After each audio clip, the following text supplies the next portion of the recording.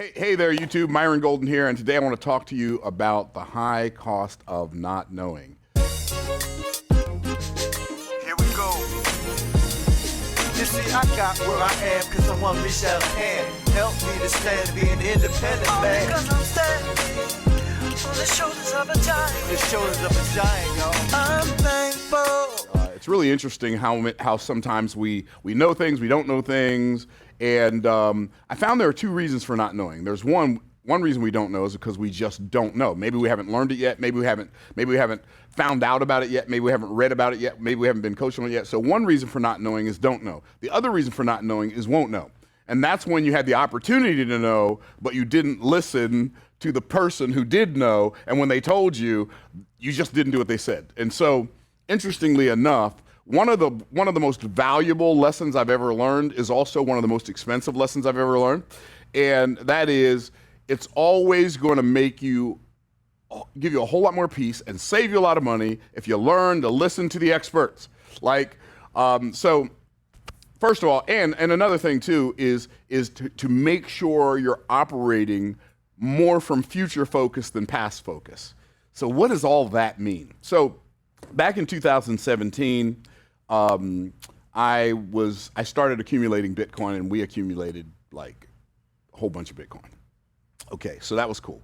So I said, well, you know what? I'm going to reward myself. I'm going to give myself a car. So I bought a Bentley, but I should have researched it first. So I bought a used Bentley with a lot of miles that needed stuff done to it. So I had to get it painted and so that's the kind of stuff I used to do back in my broke days, right? I'd find something, I'd buy it, I'd fix it up, I'd make it better, and then, I had it, right? And I have no idea what came over me. But anyway, I did that. I bought this car. So, and I got it painted, I got all this stuff done to it. I got the passenger side window didn't work when I bought it, I got that fixed. And this thing is and don't even think about taking it to the Bentley dealership. We're talking about just because you took it to a Bentley dealership, when you go in there, if you want to leave it there and come back and pick it up, worst case scenario, it's $1,600. Yeah, can you fix this ashtray? Yeah, it's $1,600. It doesn't matter. It doesn't matter what it is. Anyway, so I found the Bentley dealership that I was going to they just were not they were not on point at all. They were just incompetent. How can you have a Bentley dealership and have your service people be incompetent? The service advisors are incompetent. The service technicians are incompetent. You take it in to do something, you come back, you pick it up, and the thing you took it in to do is not done, right? Okay, cool. So I found a guy who works on imports, and he also works on Bentleys and Rolls and all this other stuff. And he's in Clearwater, and the dude did a great job. Everything he did, every time he took my car and he fixed it, it was fixed, right? It was fixed right. I was like, okay, I got me a dude who can fix my Bentley, right? And so I take it in one day, and I had replaced all the stuff on it. I had replaced both batteries because it has an auxiliary battery, main battery. I had replaced the window, like I said, I had gotten it painted, I had gotten it ceramic, the whole 9 yards, right? I bought new wheels. You can't get a Bentley and then get new wheels, right? Custom wheels. And anyway, so I did all of that stuff. And so I take my car into the shop one day, and Roger, the guy who owns the place where I take it to get it serviced, the import, Rio Imports, I think is the name of it. Anyway, Rio Import Repair, something like that. Anyway, in Clearwater, the guy does great work. And he says to me, and Roger, if you ever see this, my apologies in advance for putting you on blast like this. But he says to me, I tested the batteries, you need new batteries. And I thought to myself, I just replaced the batteries last year. I can't possibly need new batteries, right? And I said, okay, well, I'll take that under advisement. And I didn't get the batteries. I'm like, oh, whatever, the batteries are fine. You know how we do. We're like, oh, he's just trying to make another sale. He just wants to do a little bit more work. And I didn't think that about him as a person, but I kind of just, that thought just kind of subconsciously seeped in, and I didn't buy the battery. So lo and behold, a couple weeks later, we're on our way to do an event. I'm driving my other car. My brother Rob is driving my Bentley. He's driving my Bentley, and it overheats on the interstate. And you got to understand, this is a 12-cylinder engine. This thing, it runs like the normal, you know how water boils at 212 degrees? This car, most cars run about, I think, 160 degrees. This car runs about 180 to 200 degrees, like 12 degrees away from boiling all the time. It's got a 12-cylinder engine. It's crazy. So it went from engine's overheating, steam's coming out, to pulling it over to the side of the road, and the engine is fried. So I take it in. Roger, my car. Can you change the engine? So now I got to find an engine. He's got to find an engine, and then he's got to change the engine in this Bentley. Because now I've got all this money in it. I'm not going to just it's a Bentley. Surely I got to, right? And so I take it in. He changes the engine. He shows me the other engine. It looks like just melted, all this melted plastic on it. It was terrible, right? And so he changed the engine. I'm like, okay, so how is it ready to go? He said, well, it's almost ready to go, but there's a problem. You need a new auxiliary fan. Okay, how much is that going to be? It's going to be $6,000. $6,000? I just paid $21,000 for this engine to have this engine replaced. Like $21,000 for the engine and to have the engine replaced. Yeah.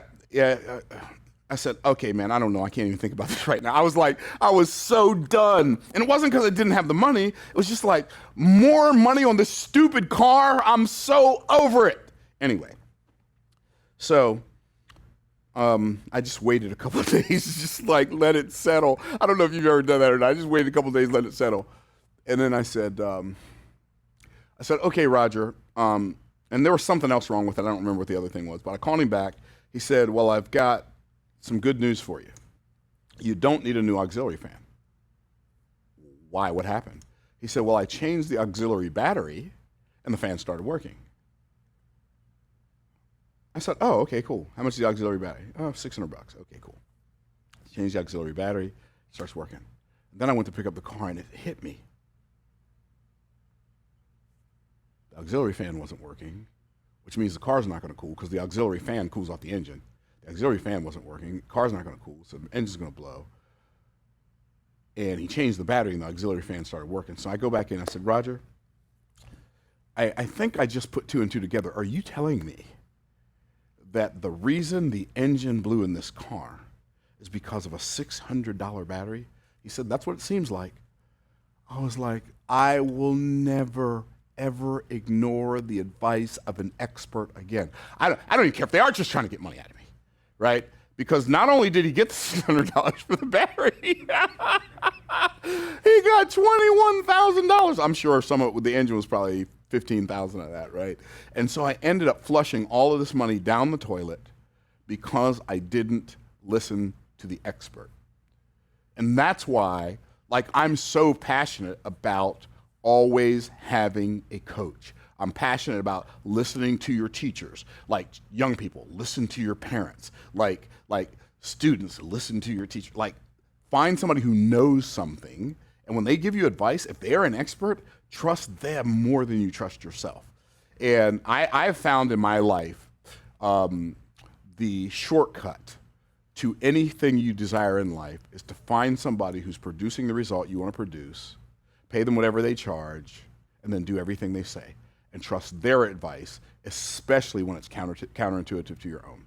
And when I think about that, and I think about me not listening, right, to the advice of this expert who clearly told me, you need to change the batteries. Whatever, okay, whatever. I used to work on cars. I just changed these batteries last year. I don't need to listen to you. I want to challenge you. Make sure you don't let what you know keep you from learning what you don't know, because that's where a lot of people live. And so anyway, I was thinking about that in comparison to some of my students. So I was thinking about Josh and Wasi. And everything, May of 2021, they came to our Make More Offers challenge, and they took the challenge, which is, it's not expensive. It was like $297. So they took the challenge, and then at the end, I offered them a coaching program, and they were hesitant. They were like, I don't know. We just had our worst month ever. We only did 10,000. So, well, if you want to take it to another level, this is your opportunity. So instead of them doing what was comfortable, instead of them doing what was easy, they bought the coaching program that I offered them, which is tens of thousands of dollars. It was a lot. I mean, for them, because they only made $10,000 a month before. It was way more than they made that month. Okay, so I said, yeah, you need to do this. So they bought the coaching program. They started applying the principles that they learned. The next month, they did $60,000 in revenue. The month after that, they did $101,000. The month after that, they did $150,000. Back in March or February or March of this year, they had one day where they did $860,000 in revenue in one day. So, all of that to say this. When you find somebody who knows what you want to know, pay them what they charge and do everything they say. Trust their judgment more than you trust yours. Don't be a chucklehead like I was, who didn't trust the expert, and I ended up letting a $600 battery cost me $21,600. All right, stay blessed by the best. Like the video if it made sense to you. Like it, subscribe. What's the other YouTube-y stuff you do? Share, comment. Do all that YouTube-y stuff. All right, I'll see y'all soon. Bye for now.